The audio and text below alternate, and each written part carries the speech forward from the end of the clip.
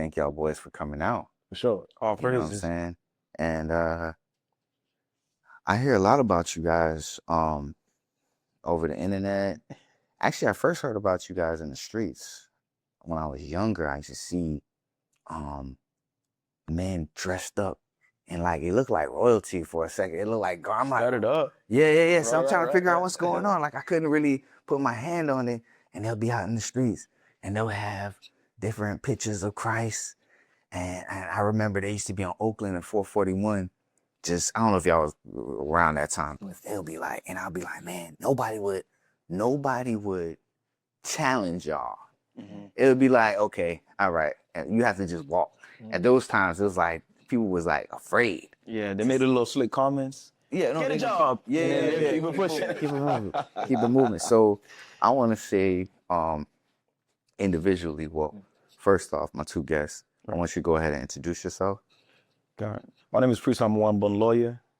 My name is Kuram. That's the biblical Hebrew Kuram means noble. Okay, so are these your birth names or you guys reborn? Our Hebrew name. Yeah, Hebrew Yeah. name. Yes, sir. Okay, so these are the names you changed when you Yes, came sir. to the truth. Yeah, Yeah, that's it. they were given. They were given, so you Yeah. can't pick your name. Well, you could, but I was given it by my elder. Okay. And yeah, certain brothers can recognize your spirit and say, okay, this brother has a spirit of meekness, so he has a spirit of humbleness, and they give you a name according to the spirit that you carry. Okay. Or it could be something that you live up to. So were you guys did you guys all knew each other outside of this? Or were you like friends on the street, then you say, yo, this is what we want to be a part of together, or you guys met within the organization? That's an excellent question. So Beautiful. I knew this brother, we go way back since childhood, but he was actually in, the faith before I was.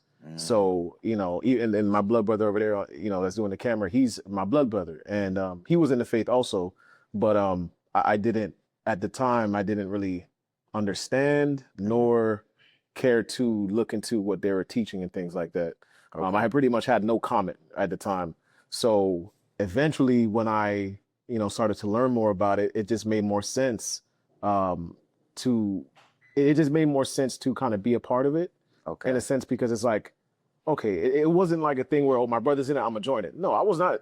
Okay. Yeah, I was not interested. I was like, but then when I started to understand, kind of went through the process of it, it just made it even more powerful that, the Most High brought me into a place where my brothers is already in that area. You know what I mean? So it just felt pretty much ordained at that point, because it's like I was kind of on the fence, but when I finally understood what was being said, it just made more sense to align myself with that understanding. Respect to you, man, because a lot of young brothers out there would join a gang or get on some type of hustle, some type of scheme and get around the wrong crowd with the intentions of doing good, because we don't really just jump into that without thinking that we're going to get good out of it. So you jumped into, I would say, the word. Would it be called the word? Absolutely. Okay, so you jumped in and you say, you know what? Now I'm a part of this. And how did your family feel? That's an excellent question. So I grew up pretty much, Christian, right? My people is a pastor, they deal with, my people is Haitian, right? And, Okay. a lot of, Haitian folk, a lot of them are in the church. So when I first learned about it, I didn't bring it to their attention just yet, because I had to make sure what we saying was right. Right. So I pretty much learned it, and I obviously brought it to my dad's attention, and talked to him about it. And one thing I can say is my dad isn't fully indoctrinated in the Christian doctrine. Okay. So if I present information to him that he may have not learned, it's not like he's going to completely reject it. He's not going to say, oh, you're, but. So your parents are from Haiti, but you're born here. Yeah, so you're absolutely. Haitian American. Yes. Okay. And what about you? Myself, yes, I'm Haitian as well. So were you also... No, go ahead, brother. Were you also brought... Oh, you were born into the faith, or you were also brought into it? No, I was actually introduced it way back in 2015, the year I was graduating high school. Okay. So I actually met somebody at a park, pulled me to the side, and he was asking me biblical questions, and I couldn't answer nothing because, this brother, he said his parents were, background is the church. Mine's is like voodoo practitioners. Okay. Like my grandparents, they did that. My uncles, that's what they do. Okay. My mother, my father, they both do that faithfully. Before I move forward, Right. is voodoo still a part of your belief system, or was you no No, longer? it's completely not my belief system. Okay. Because when you read in the scriptures, it's against the Heavenly Father. It's witchcraft. Okay. You understand what I'm saying? Yeah. So that was our background. But when this brother is asking me these questions, and I'm not able to answer them, and he's providing these evidence, references, sources, and it's irrefutable. I'm like, damn, like, I got to yield to it. It's too much evidence, too much facts. Right. So, eventually I get into it. Of course, like any mother, any father, when you stray away from what they originally taught you, they're going to give kickback. They're going to call you Muslim. Then they're going to, have their little jokes and etc. Yeah. So they weren't really open to it at first. You understand what I'm saying? So did that do anything with your faith? Because now you're in a household with people that don't believe.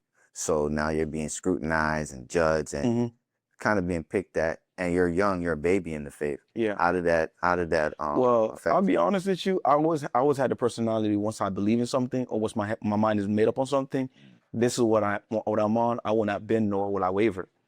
So the minute it made sense to me, the minute I started growing into it, making that connection, yeah, they did whatever they could to try to kick me out, try to scorn me, try to alienate me in the family. But I just stick to what I believe, what I know to see to be the truth. To be honest, despite all of that. Go ahead. No, just to add on to that as well, there was certain, I guess you could say there was doctrinal wars, right? You know, like I'm seeing how they're living according to what the scriptures are saying, and I'm saying, okay, if you guys were heavily in the same Bible that I'm reading, why do I see that you guys are moving differently than what the scriptures are saying?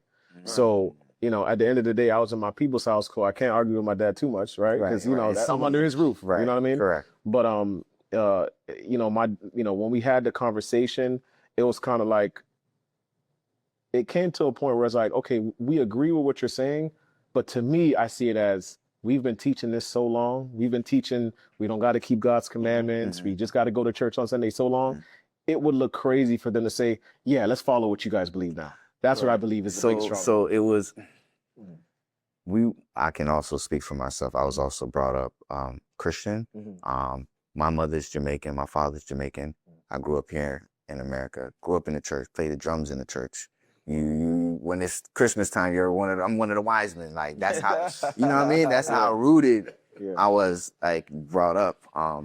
And when you're a child, you just do what you're told. Really. How does that now that you're because you were already Christian, but you're a different form of Christianity? Would you say? I would say we are true Christians. A Christian would just mean a follower of Christ. When I say true, is that there's over 41,000 denominations of Christianity, but we believe in what they call the way, right? I guess just to kind of give a reference, we would be there's an old sect of Jews called the Ebionites, and they essentially believed in the Messiah, and have faith in Christ. I believe that's a true Christian. Okay. Okay. All right. So we could say, I do say Christian, but Christian has such a negative connotation. Like even in the scriptures, when people call people Christian, it was actually it was a derogatory term. If you look into history, they say, oh, they're just a Christian, right? But people started to embrace it because it referenced, the Messiah. Okay. All right. So what is a Hebrew Israelite? Because if we talk about Judaism and we talk about just overall Jews in a sense of their belief system or ethnicity, some would say, what separates you from them? Because wouldn't it both be one? Wouldn't it be interpreted as one when you call yourself Hebrew Israelites? Then a person who is not knowledgeable would say, oh, these must be Jews. Right. Well, if I may, right? Yeah. What separates us from the 1948ers, who we want the clipped, right? The 1948ers or small hats. Okay. They adopted a religion and a culture of a race of a people when they were put in the land of Israel in 1948 during the Balfour Declaration.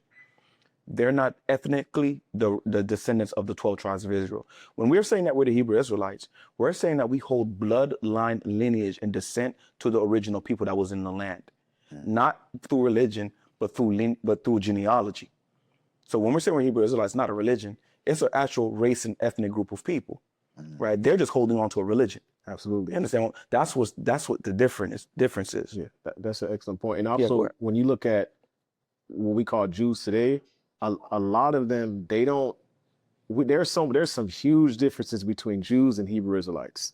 A lot of Jews today, depending on the sect, they believe in something called rabbinical Judaism, pretty much where they take what the rabbis say and hold that over the law of God. Right. You see a lot of traditions. I don't know if you see them. They wear like the hat. Yeah, the hats and things like that. All those things come from what you call, rabbinical Judaism.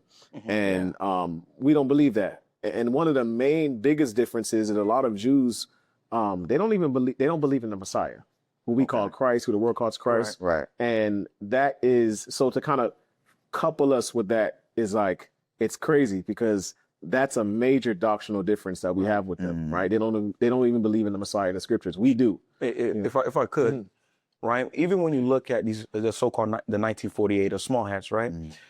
Anybody who truly read the Bible and study the Bible and you read the prophecies speaking about the children of Israel returning to the land, they don't meet the checklist.